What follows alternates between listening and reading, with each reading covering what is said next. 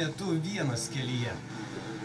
O laida Ne tu vienas kelyje šį kartą kiek kitokia, net labai stipriai kiek kitokia, tokia šventinė, kadangi šiandien Velykos, antroji Velykų diena ir šiandien Alytuje sugriaudės Alytus in Rock atidarymo koncertas, kuriame grupė Megazetor iš Vengrijos. Šiandien vaikinų kompanija vieši ir FM 99 studijoje, todėl skubu su jais pasisveikinti ir klausti, kada jie atvyko į mūsų žiemišką Lietuvą. Hello guys. Hello. When did you come to Lithuania? A few hours ago, I suppose. Yeah, we were coming from Bielsko-Biała, and it took almost 12 hours to drive from there to Alytus. We started during the night, so it was quite a long journey. Ok, aš paklausiu vaikinų, kada jie atvyko į Lietuvą, nes žinojau, kad jie atvyko visai neseniai. Tai štai sako, kad atvyko maždaug prieš kelias valandas ir vyko iš Lenkijos, kelionė buvo labai ilga ir labai sunkiai, ypatingai žinant, kokiegi šiuo metu yra mūsų keliai. So, when we see what are the roads in Lithuania now, what was your journey? Wasn't it difficult? Oh, it was difficult. In Poland, it's, I don't know, maybe 25-30 centimeters snow. So it was long and it was difficult to go here. And what's the weather in your country? I don't really know actually. I've just checked the internet, it's very rainy. They said there are floods at some places. So when you say that you don't know what's the weather in your country, so when were you in your country for the last time? For the last time, we left Hungary on Friday, I think. Yeah, on Friday. It was very rainy then. Okay. And snowy too, so... Aš vaikinų paklausiau, štai mūsų keliai yra pakankamai sudėtingi, mesgi žinome ir Lenkijos kelius, tai paklausiau, kokiagi buvo jų kelionė, tai sakė, kad pakankamai sudėtinga Lenkijoje, jeigu gerai supratau, tai turbūt buvo apie 25 cm prisnigę sniego. Tai tuomet aš klausiau, kokiusgi orus jie paliko gimtinėje. Tai sako, na nežinau, tai tuomet klausiau, kadagi jie buvo paskutinį kartą gimtinėje, kada jie buvo Vengrijoje, kad nežino kokie orai, tai pasirodo paskutinį kartą jie buvo penktadienį. Tai nuo penktadienio tikrai buvo, kada tiems orams pasikeisti. So, today is the second day of Easter, yes? Yeah.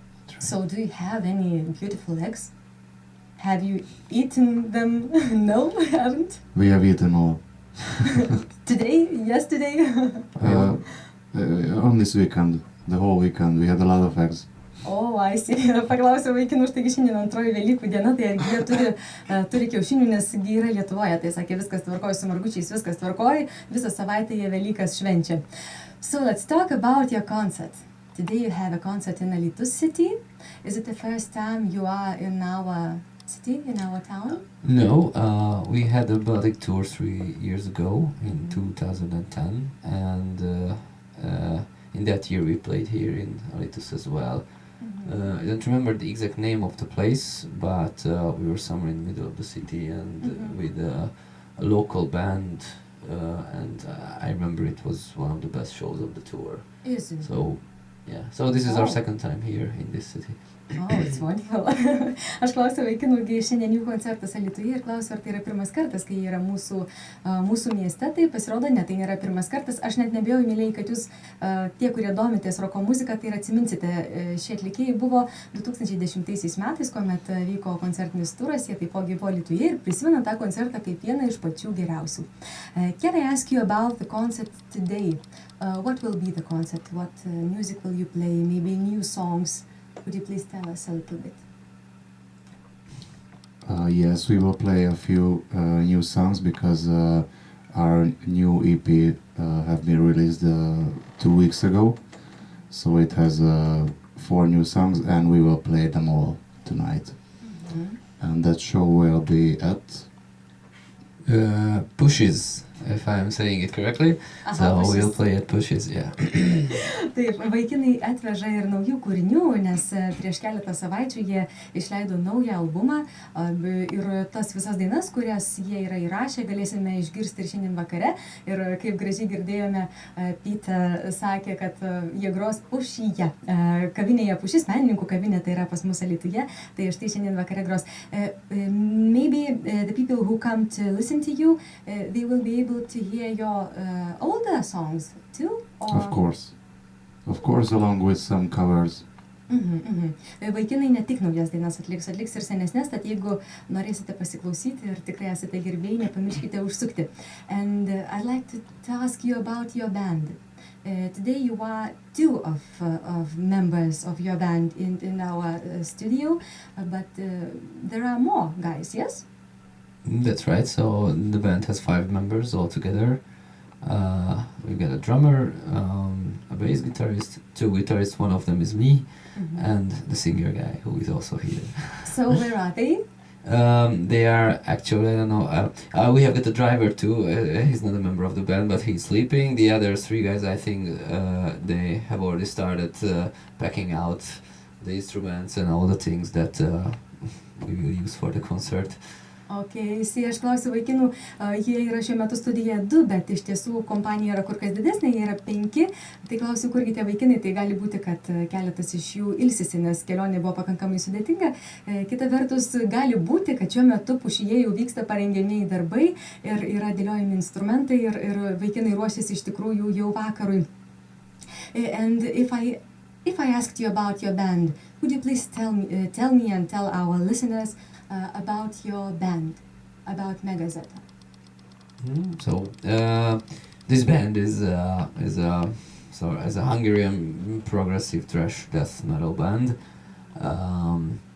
This is a sort of an underground metal genre, and what should I tell you? It's been in existence for a long time, but actively so, which means that we produce CDs and give regular live shows. I think so. We've been active for 11 years or so. And this lineup, so this 5-member lineup, has been active since 2006. Yes. Or something. Yeah, 2006. Aš klausiu vaikinų papasakoti šiek tiek apie jų grupę. Tai sunkiojo metalo, thrash metal grupė, kuri egzistuoja jau daug metų, tačiau aktyviai muzikuoja ir leidžia kompaktinės plokšteles 8 metus. Aš iš tiesų labai atsiprašau klausytojų, galbūt aš ne viską supratau, bet manau, kad tai ir buvo ta teisybė, kad maždaug 8 metus vaikinai leidžia kompaktinės plokšteles ir tikrai aktyviai dalyvauja muzikinėme pasaulyje. Tai štai, kalbant apie šią grupę. And what was your beginning? What was your beginning?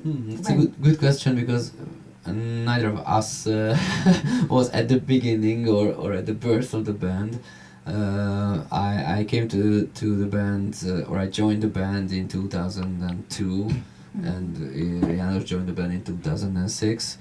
It's a long time. So, and before that, I think this band was considered just as a sort of a school hobby for the other 3 guys, and I think it got a little bit more serious first when I joined the band, and later when Janusz joined the band, because then that was the point when we started to write our first record, when we started to organize more serious gigs. So the very beginning I couldn't tell you, because I can't tell you because I wasn't there. Okay. Aš klausiu vaikinų apie pačią pradžią kompanijos, apie pačią tą užuomazgą, kaipgi jie susibūrė, kokia buvo ta pradžia. Tai iš tiesų pasakyti jie negali konkrečiai, nes nebuvo iš tų žmonių, kurie pradėjo šios grupės gyvavimą, tačiau prisijungė taipogi pakankamai seniai. Prieš 11-12 metų, ko gero, Piteris prisijungė, 2006 prisijungė ir kitas dalyvis. Žodžiu, Janušas prisijungė 2006 metais prie kompanijos ir štai tada galima būtų sakyti, kad prasidėjo tas rimtasis etapas muzikos, kuomet prasidėjo Megazetor ta didžioji veikla. So guys, music, lyrics, everything is written, is created by you, No, by me. By you? Yes. By Janusz? Yes. Just the lyrics.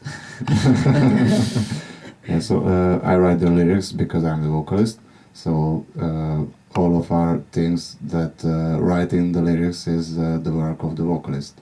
Okay. So I do them,